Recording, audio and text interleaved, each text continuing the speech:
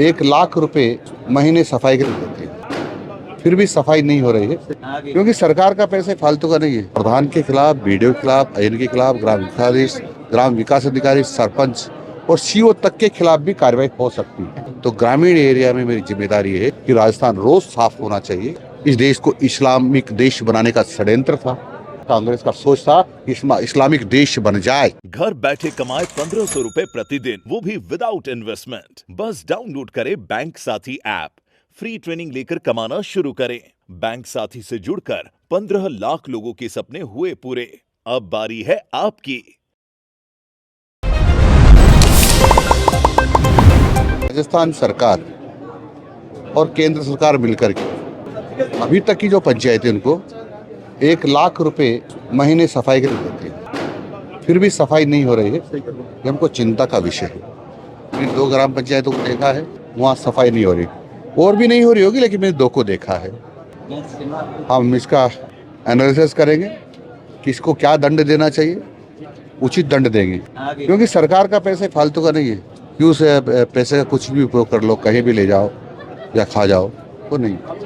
तो मैंने स्पष्ट कर दिया है कि आगे भी आया और इस प्रकार की कमियां मिली मुझे, तो प्रधान के खिलाफ, बीडीओ के खिलाफ, आईएन के खिलाफ, ग्राम विकास अधिकारी, सरपंच और सीओ तक के खिलाफ भी कार्रवाई हो सकती है। मैं पूरे राजस्थान को रोज सफाई देखना चाहता हूँ, जो मेरे पास, क्योंकि पंचायत राज है तो ग्रामीण एरिया है, तो ग्रामीण एरिया में मेरी जिम्मेदारी है कि राजस्थान रोज साफ होना चाहिए। नाली में कोई न तो कचरा होना चाहिए, न कीचड़ होना चाहिए, और रोज घर घर कचरा लेने की गाड़ी जाए ताकि अंदर का कचरा होता है उसमें डाल दें।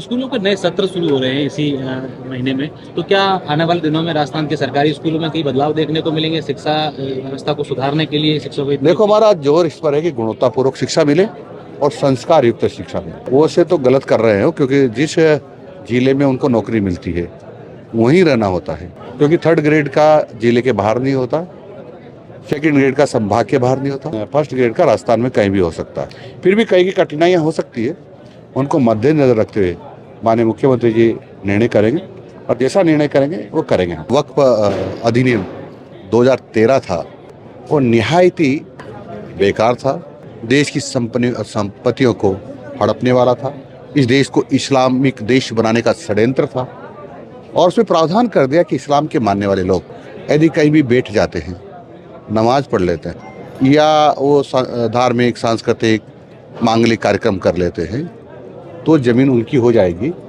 यदि वो वक्फ बोर्ड के खाते में जाकर लिख देते हैं। तो फिर वक्फ बोर्ड के खाते में लिखने के बाद जिला कलेक्टर के पास वो जाएंगे, ये हमारी ज़मीन है क्योंकि हमने यहाँ ये कार्यक्रम कर लिया है, तो जिला कलेक्टर की जिम्मेदारी थी उनको कब्जा दिला। ऐसे लाखों संपत्तियाँ हैं जिस पर इस प्रकार के दिए हुए हैं। दूसरा, क्योंकि आप सामान्यतः हम सब लोग सोचते हैं यदि किसी को आपत्ति हो तो फिर कोर्ट में जाए, लेकिन उसमें कोर्ट में जाने का प्रावधान नहीं था, ट्रिब्यूनल में जाएगा।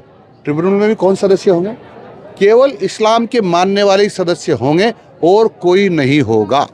ये बेवकूफ़पने की बात। ये कांग्रेस करके गई ऐसा अत्याचार 2013 में, वक्फ बोर्ड अधिनियम संशोधन 2013 में कर गई, यानी कांग्रेस का सोच था इस्लामिक देश बन जाए। फिर भी कुछ बुद्धू लोग इस बात का समर्थन कर रहे हैं।